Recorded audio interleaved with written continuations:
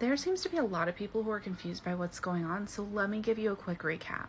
2015, I got together with my now husband, who told me he was a divorced dad of 2. Later found out that was a lie, that he had been married twice and actually had 3 kids. 2016, I found out he had a substance abuse problem after he got his 4th and 5th DUIs within months of each other. But he told me he wanted to get help and entered a 6-month inpatient rehab. While in rehab, the verbal abuse and manipulation really started to take off, and I started suspecting that he was cheating on me. Found out after the fact my suspicions were true. He managed to stay sober for 4 days after getting out of rehab, and then the drinking got 10 times worse than it ever was before.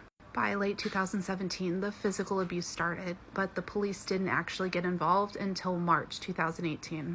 By August 2018, he had been arrested for false imprisonment, 2 counts of spousal abuse, 2 counts of stalking, 2 counts of residential burglary, and willful cruelty to a child.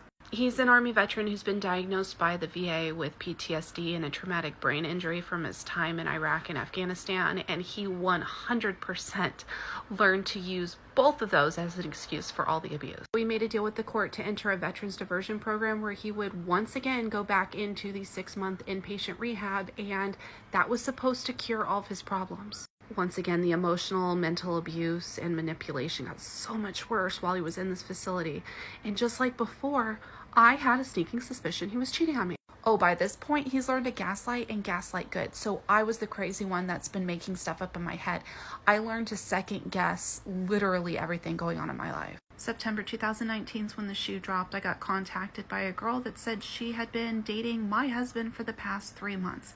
Had no clue he was married. They were planning on moving in together, getting married, whatever. And it was through her investigations that I found out there had actually been an inappropriate relationship evolving this entire time between him and his psychologist at the rehab. As a result of me reporting this doctor for ethics violations, they found out my husband had actually been violating the restraining order the entire time, and he was arrested and sentenced to 30 days in jail. But after credits and time served, he didn't spend much more than 30 days in jail. When he got out of jail, fall 2019, he began contacting me from burner phone numbers so his probation officer wouldn't see that he was actually violating.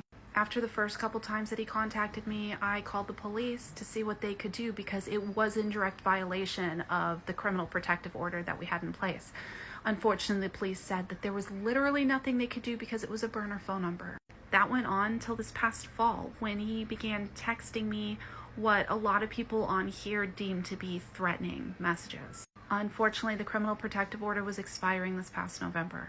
So the district attorney encouraged me to hire my own attorney and file for a domestic violence restraining order, which is pretty much where the story leaves off.